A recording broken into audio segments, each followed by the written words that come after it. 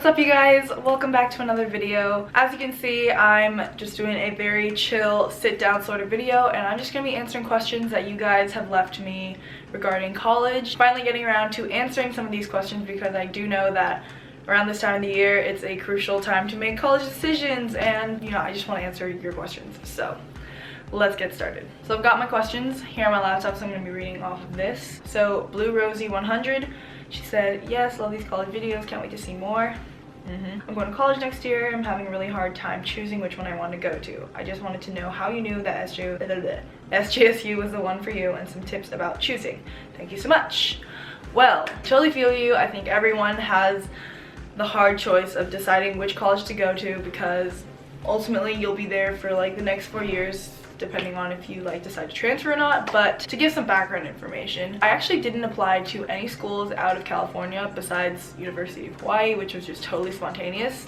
I didn't apply to any of the UCs, so no UC Berkeley, no UC Irvine, UC Davis, UC San Diego, none of those. I only applied to, I think, maybe 6 or 7 CSUs, or California State Schools, SJSU being one of them. I really didn't actually have a preference on where I wanted to go, to be completely honest, and my last 2 choices for college came down to San Jose State University or the University of Hawaii. I really didn't know much about the schools, hadn't seen their campuses, didn't really do much research on them, besides the fact that they both have kinesiology programs, which is what I'm majoring in. As far as my decision process, I kind of just broke it down into writing out all the pros and the cons of going to either school. The pros for coming here for me were that it was close to home, it would be convenient, be a lot cheaper to just commute here rather than flying out to Hawaii. Honestly, it was just the safer option for me. Pros of going to University of Hawaii were that it was something new, something bold. I've never been to Hawaii, so I thought that, oh hey, that'd be super cool to just go to school in Hawaii. Just the idea of it. Warm weather, beaches, super chillax time in Hawaii.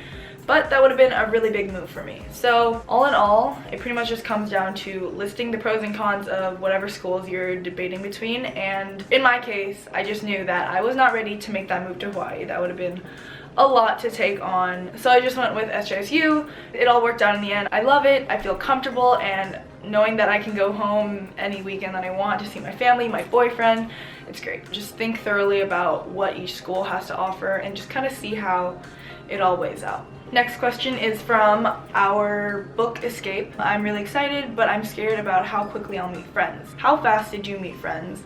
Was there an orientation that helped you meet friends, or did you already have friends from high school that happened to go to the same college as you? Okay, so this is definitely a common concern because obviously college, it's a brand new place. You're with a whole new group of people. It's not like high school where you've been with the same people for 4 years. You gotta just restart all over again. I just saw college as a brand new start to meet new people, and I just went into college with an open mind, knowing that I'm bound to meet new people regardless of how fast I meet them. So there was a mandatory orientation over the summer, and I feel like typically people assume that, oh, at orientation you're gonna meet tons of people, but in reality orientation is pretty much just your time to kind of familiarize yourself with the school, really get to know it, learn about the campus and what you can expect for the next 4 years. And yes, you will probably meet a lot of people just because you're going to be split up into smaller orientation groups, and you're going to be assigned to room with certain people for that night for orientation. But don't worry, because that is only your first introduction to the school and all the people who are going to be attending. Orientation, I had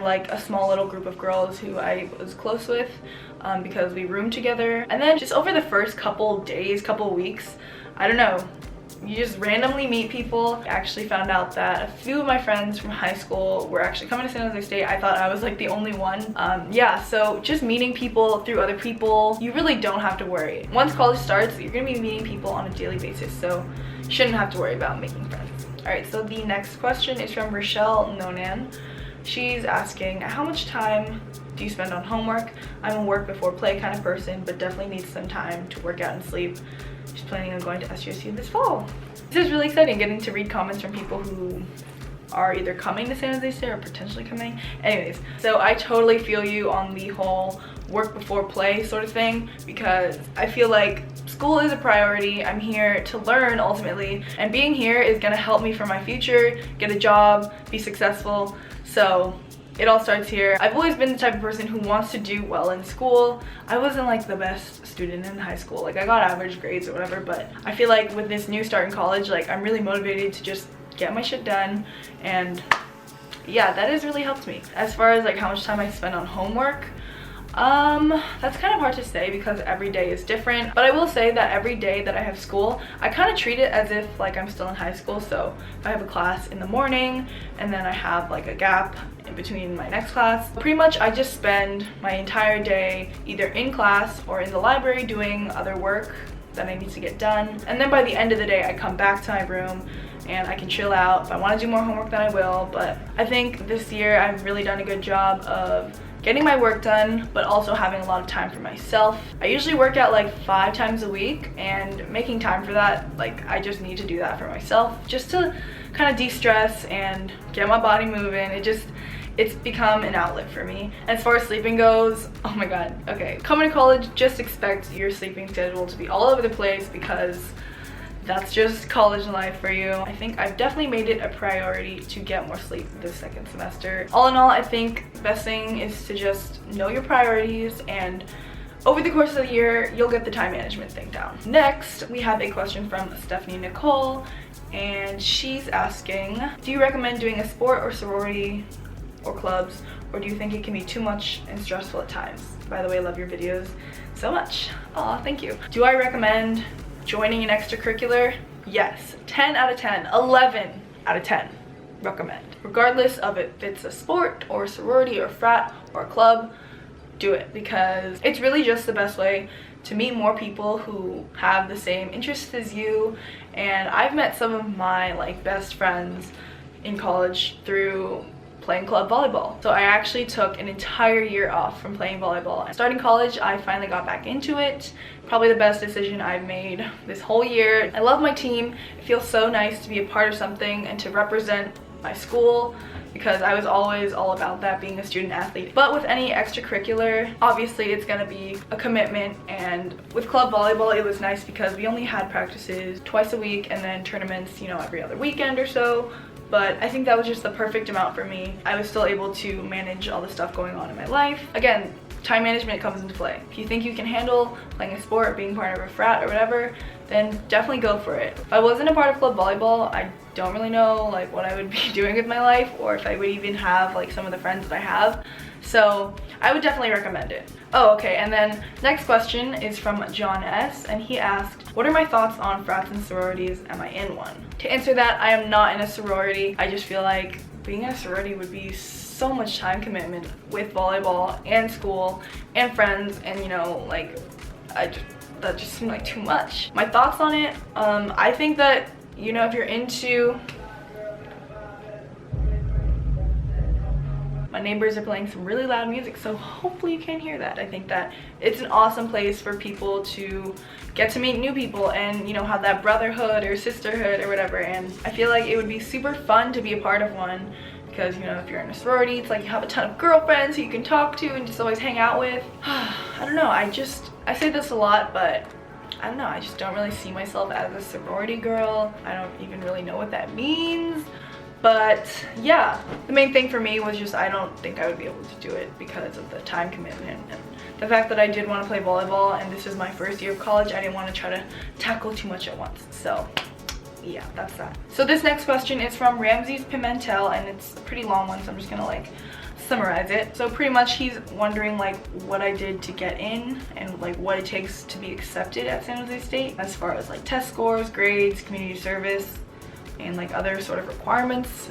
So pretty sure that all CSUs only look at numbers, so your test score and your GPA. So your acceptance is pretty much just based on how you did in school. I'm really against basing acceptances solely off of grades and test scores and just numbers, because in high school I played 4 years of volleyball, 3 years in varsity. I was also on student government from freshman to senior year. I was also in choir for 2 years, so yeah, I thought I was really involved with the school, but it just sucks that some schools don't even pay attention to that. But anyways, I got into San Jose State, and I don't want to say like my exact like GPA and test scores or whatever, because that's just like, that's like private information for me. I wasn't like up there with a 5.0 GPA, but I wasn't, you know, down there failing. I was average. I got A's and B's, whatever. Test scores, I'm not the best test taker. SAT score was not that great, but yeah, I'm here. I got in, so it's good. That probably wasn't very helpful. Moving on, Lexi Poston commented, hasn't she switched colleges like 3 times? No. I mean, I moved dorm buildings 2 months after the school year started, but I've been here at San Jose State. Oh, okay. Ooh, this question got a lot of likes, so I guess a lot of people are probably interested about this. So this is from Amaranta Quintero. So she asked, how is the party scene at San Jose? Are there like big dance parties or more like people chilling in their dorms? Are the football games fun? Are the students spirited and paint their faces for big games? All right, so this is pretty much just all about the social aspect of San Jose State. In my opinion, I think it's a pretty big party school. I wouldn't really know because like I can't really like compare it to other schools because I don't really know what other schools are like. But from my experience at parties and whatever, like it gets pretty lit. It's funny because I feel like coming to San Jose State, the weekends start on Thursdays, so you'll have your parties on Thursday nights, Friday nights, Saturday nights. It's crazy. At all colleges, there's probably like different types of parties, but here we have a lot of frat parties. Frat scene is huge here, and they throw some pretty big parties at the houses because frat row is like a block or so down from campus. Every so often they'll throw like really big parties. Yes, there's a lot of dancing. There's always DJs and lights and decorations. You can expect some pretty wild parties, like, you know, ones that you might see in a movie or something. But there are also, of course, like little kickbacks here and there. You can kick it with your friends. Alcohol is not allowed in the dorm rooms, so in my experience, parties are pretty fun here. I definitely think that I've toned it down the second semester. I kind of feel like I'm a grandma now because I just partied myself out too much first semester, but yeah. Are the football games fun? I definitely think they are. I went to 2, the very first home game and homecoming, which are probably like the bigger, more hyped up games. So yeah, if you're at a football game, obviously you gotta be spirited. People definitely get into it. Everyone's like all decked out in their SJSU gear, and especially if it's your freshman year, going to a college football game is just a must do. So I did that and it was really fun. It was just like a good way to like ease into college and just like have fun. Okay, and I think I'm just gonna answer one more question for this video. This one is more specific to San Jose State. Does anyone know which dorms are the most social and fun to live in? I'm deciding between CB2 and Joe West, but I really want to meet a lot of people through my buildings, so I'm stuck. So I feel like the whole housing process is just such a pain because like that's where you're gonna be living for the whole year. So you want to make the right decision about where you want to live and who you want to live with. I get it. So if you were to ask anyone who is at SJSU, I'm pretty sure that everyone would say that the most social buildings are like the Bricks or Joe West, which are considered the classics. I don't know, I feel like it's just the way that it's laid out. Like the hallways are like nice and long and people like to leave their doors open. My experience living in the Bricks, like I just did not want to be there. I did not have a good experience with my first roommate, which was randomly selected. I didn't go out of my way to meet the people in my building, so that's just me being an antisocial person. But anyways, don't get discouraged by that. Tons of people who I know will say that they love like the Joe West or the Brick building because, you know, it is really social. As far as CB2 goes, I definitely would say it's a more like closed concept sort of feel. It's laid out kind of like a hotel and there's like really weird hallways and it's just a huge building, and I feel like people really like to keep their doors closed here. It's really hard to pinpoint like which building is the most social and most fun. Pretty much anywhere where you're living, it's all up to you and what you make of it. Alright, so that concludes this very chill sit down college Q&A video. I hope that I answered a good amount of questions and hopefully my answers actually helped. I probably like rambled on a little bit too much, but it's fine. But anyways, if you guys have any other questions or if I didn't get to answer your question that you might have left in my other video, then just leave it down below. Again, I definitely want to make a part 2 because there's so many questions and I wish I could answer all of them, but I don't want to bore you guys with these long videos. I hope that you guys enjoyed. Thank you guys so much for watching. I have class in like 10 minutes, so I gotta get ready for that. But yeah, that is it for this video. I will see you guys in the next one.